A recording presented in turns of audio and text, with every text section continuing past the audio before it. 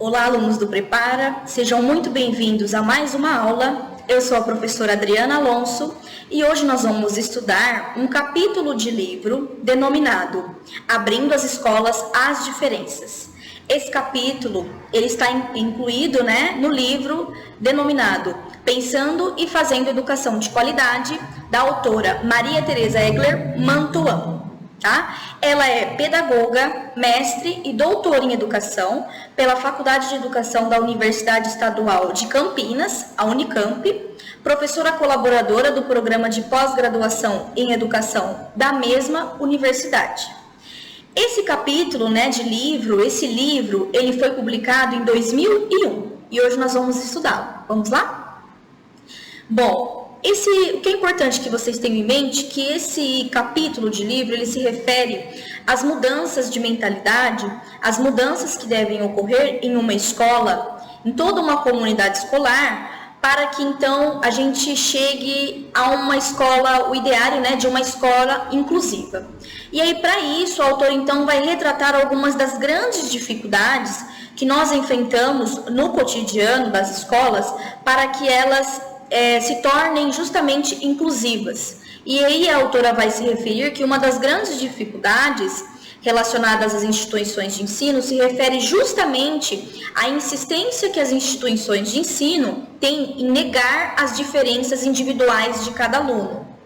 Por quê? Porque quando se nega essas diferenças entre os alunos, essas diferenças individuais, e esse é um princípio da inclusão, não negar essas diferenças. Quando a escola faz isso, quando as instituições de ensino fazem isso, elas estão pautadas num argumento muito antigo e muito tradicional de que alunos diferentes, eles não contribuem para a qualidade do ensino. Então, aquele aluno que dá trabalho na escola, que apresenta algum comportamento atípico, algum aluno com deficiência, ou até mesmo a autora vai utilizar o termo alunos marginalizados, aqueles alunos que estão à margem da sociedade, justamente tais alunos, alunos excluídos, eles são excluídos da escola justamente baseado exatamente nessa ideia de que aquele aluno diferente ele vai atrapalhar o restante da sala, ele vai atrapalhar o processo de aprendizagem dos alunos.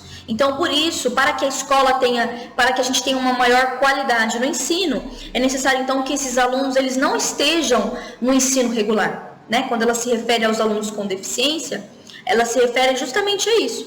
A ideia que permeia muitas das vezes as escolas, e isso faz com que seja uma grande dificuldade em implementar a tão sonhada, a tão falada educação inclusiva, é justamente essa mentalidade de que alunos problemáticos, entre aspas, eles então dificultam, atrapalham o processo de qualidade do ensino.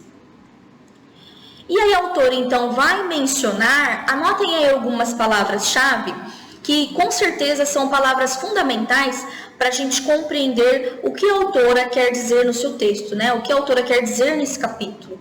Que justamente ela defende que justamente essas diferenças individuais, como por exemplo, classe social, idade, gênero, capacidade intelectual, raça, interesses entre os alunos, é que vão então oportunizar o aprimoramento do ensino e o sucesso na aprendizagem acadêmica. Por que a autora diz isso? Porque a autora parte justamente do princípio de que seja o paradigma da inclusão, que a gente pode aprender tudo com todos. Então, todos são importantes. Esse é um dos princípios da inclusão.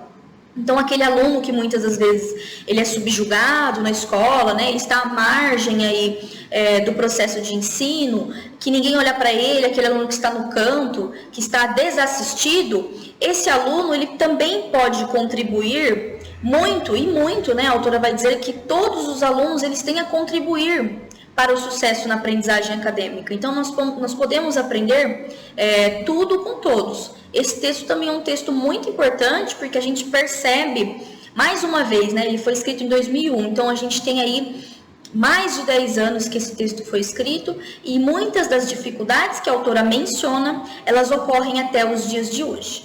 Então, é um texto também importante, porque nós temos visto cada vez mais esse discurso, né, de que todos os alunos têm algo a contribuir, de que todos os alunos eles podem contribuir com o processo de aprendizagem. Aquele aluno, às vezes, ele é muito bom no desenho, aquele aluno é muito bom na escrita, aquele aluno é muito bom, por exemplo, na matemática, enfim, todos os alunos eles podem contribuir uns com os outros. O trabalho em grupo, ele deve ser realizado pensando justamente nisso. Então, talvez seja um texto muito importante para vocês estarem estudando, porque é um texto atual, por mais que ele tenha mais de 10 anos, ele é um texto muito atual, porque muito se tem falado nas diferenças individuais e como nós podemos, então, trabalhar, ensinar os alunos diferentes, né? Ensinar os alunos considerando que ninguém é igual a ninguém, que, portanto, esse é um dos princípios da educação inclusiva.